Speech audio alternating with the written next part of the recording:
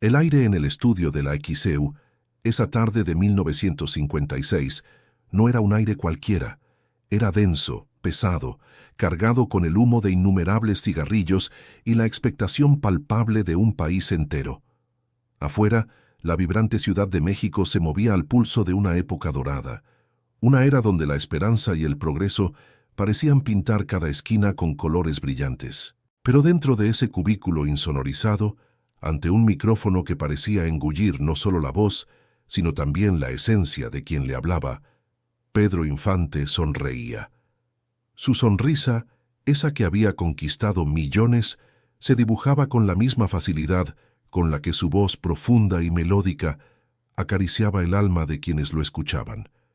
En cada canción, en cada película, Pedro Infante había logrado tejer un vínculo inquebrantable con su gente. Era más que un artista, era un confidente, un amigo cercano que se deslizaba por las ondas radiales para entrar directamente en los hogares mexicanos.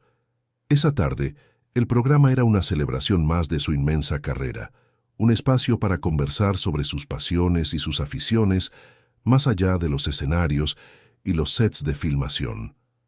Todo transcurría con la familiaridad y la calidez de siempre, hasta que, de repente, algo cambió. Un instante, apenas una fracción de segundo, que se congelaría en el tiempo y se grabaría en la memoria colectiva como un presagio macabro.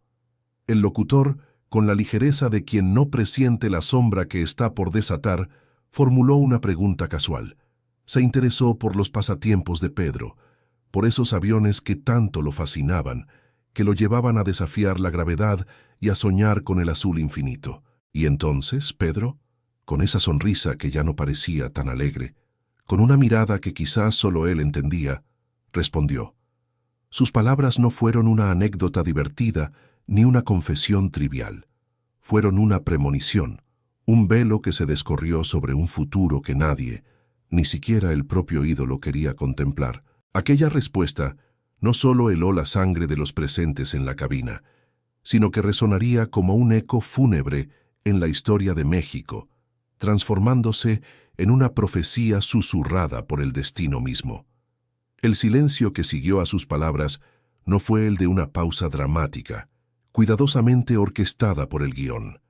Fue un silencio espeso, cargado de un escalofrío colectivo que se apoderó de cada rincón del estudio.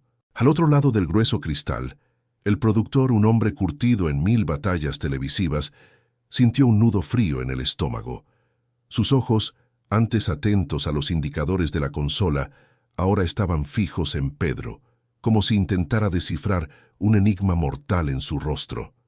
El ingeniero de sonido, con los auriculares apretados a sus oídos, casi dejó caer los controles, la mano temblándole sobre los faders, incapaz de procesar lo que acababa de escuchar.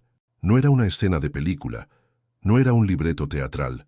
Era Pedro, el ídolo invencible, el charro cantor que desafiaba a la muerte en la ficción, hablando con una ligereza aterradora de su propio final. Lo más inquietante era que no parecía una broma, ni una exageración. Había en sus ojos una aceptación extraña, una serena resignación que nadie, ni él mismo quizás, quería reconocer. Era como si la premonición fuera un viejo conocido, una verdad incómoda que siempre había sabido y que, en ese momento inoportuno, se había escapado de sus labios. La gente en sus casas, pegada a sus radios de bulbos, con la cena a medio preparar o el trabajo a medio hacer, sintió un escalofrío que no pudo sacudirse. ¿Cómo podía un hombre tan lleno de vida, tan amado por millones, hablar con esa naturalidad, con esa certeza escalofriante sobre la muerte que le acechaba? En aquel México de los años 50, una nación que bullía con la promesa del futuro, pero que aún mantenía sus raíces profundamente ancladas en la tradición y la fe, la superstición convivía en cada esquina con la modernidad incipiente. Los amuletos, los rezos, las leyendas urbanas y las profecías eran parte del tejido social, se respiraban en el aire. La radio no era solo un medio de comunicación, era el pulso de la nación, el corazón que latía en cada hogar, transmitiendo noticias, música, dramas y, por supuesto, la voz de sus héroes. Y Pedro Infante era, sin lugar a dudas, el corazón mismo de ese pulso. El pueblo lo veía como un semidios, un hombre invulnerable, un protector en la pantalla y un soñador en la vida real. Sus palabras en aquel programa, que se suponía una celebración de su carrera y de sus aficiones, desataron una ola de temor silencioso, pero implacable. El rumor, como una chispa en un campo seco, corrió como pólvora. De boca en boca, de vecindario en vecindario, la pregunta se repetía con un eco creciente. ¿Había Pedro Infante predicho su propia muerte? La prensa, siempre ávida de sensacionalismo y dispuesta a explotar cualquier atisbo de misterio, no tardó en captar la histeria latente, aunque con cautela.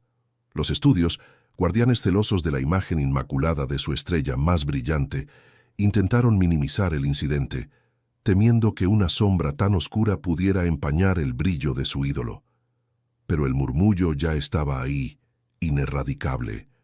En las cantinas, donde el tequila templaba las almas, se comentaba en voz baja. En los mercados, entre el bullicio de los pregones y los aromas de la cocina, las vendedoras cruzaban los dedos con preocupación. En los sets de filmación, sus compañeros de reparto y equipo intercambiaban miradas de inquietud.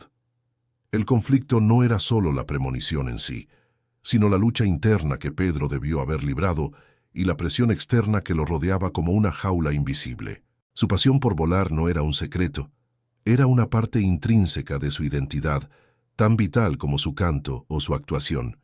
Era casi un desafío a la gravedad y para algunos al propio destino. Llevaba siempre consigo un pequeño dije de plata con la forma de un avión, que a menudo jugueteaba entre sus dedos, un recordatorio constante de su amor por los cielos, un talismán que, tras aquel día, se cargó de un simbolismo ominoso. Después de aquella emisión de radio, las advertencias de sus amigos y familiares se multiplicaron, cada una como un hilo que intentaba tejer una red de protección a su alrededor. «Pedro, ten cuidado», le decían con voz grave, «no tientes a la suerte». «Deja de volar, por favor», suplicaban algunos de sus seres más queridos, con el miedo brillando en sus ojos. Pero ¿cómo decirle a un hombre, a un artista con la sed de vida que tenía Pedro Infante, que dejara de ser quien era? ¿Cómo arrancarle una parte tan fundamental de su alma? Su ambición por la aviación era tan grande como su carisma, tan poderosa como la fuerza que lo impulsaba a conquistar cada nuevo reto. El miedo del público, la presión asfixiante de los estudios, el temor a una profecía autocumplida, se cernían sobre él como una tormenta que amenazaba con descargar en cualquier momento. La máquina de la fama, esa misma que lo había elevado a los altares de la adoración popular, ahora parecía conspirar contra él. Amplificaba cada suspiro, cada gesto y, por supuesto, cada una de sus palabras hasta convertirlas en ecos de fatalidad. Su figura pública, la del hombre invencible, alegre y despreocupado, chocaba con la sombra oscura de sus propias palabras, creando una disonancia perturbadora. ¿Podía un ídolo ser vulnerable? ¿Podía un hombre que parecía tenerlo todo, que era dueño del mundo a sus pies, estar tan cerca de un final que él mismo había vislumbrado con una claridad aterradora? El dilema era brutal, casi shakespeariano. ¿Ceder al miedo que crecía a su alrededor y renunciar a su pasión más íntima? ¿O seguir volando, desafiando la fatalidad que él mismo había invocado ante los micrófonos de la XEDU? La tensión crecía con cada vuelo que tomaba, con cada noticia, por mínima que fuera, de un incidente aéreo en el país. Cada vez que el motor de una avioneta rugía en un aeródromo, un escalofrío recorría a quienes recordaban sus palabras, a quienes habían escuchado su voz esa tarde en la radio. La profecía ya no era solo una anécdota, sino una espada de Damocles que pendía sobre la cabeza del ídolo. Y entonces llegó el momento de la verdad.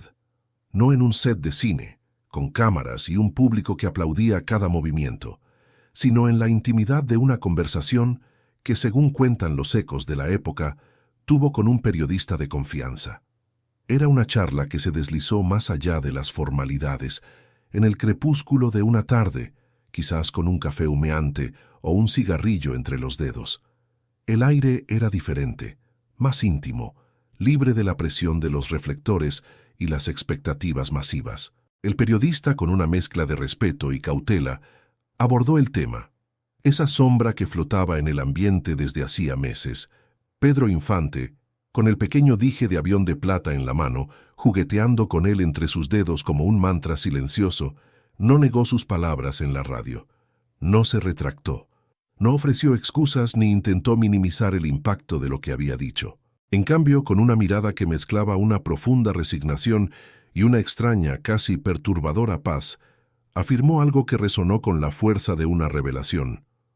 Uno debe vivir la vida con la misma intensidad con la que se enfrenta la muerte, le dijo al periodista.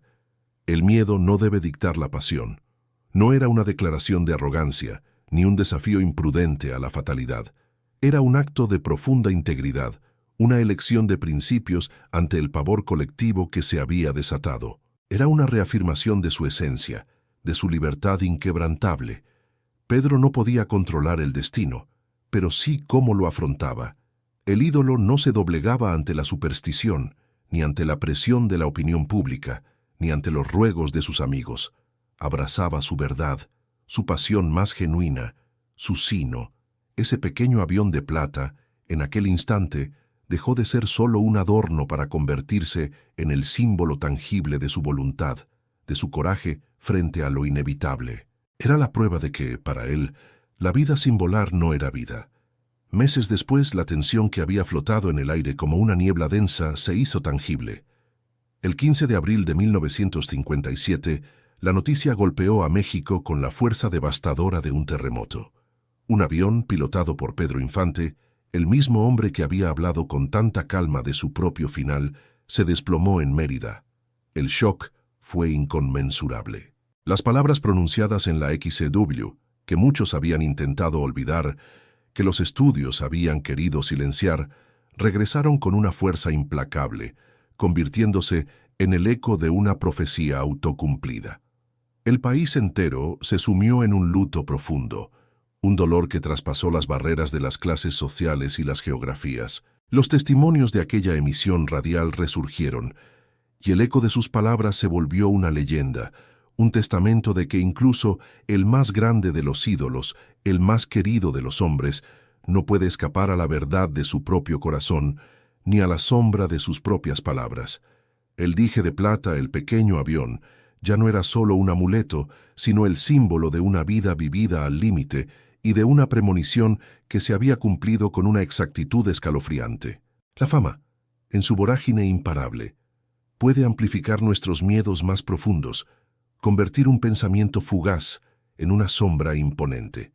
Pero la verdadera integridad reside en cómo elegimos vivir, en cómo nos aferramos a nuestras pasiones y, a veces, incluso en cómo elegimos enfrentar nuestro final.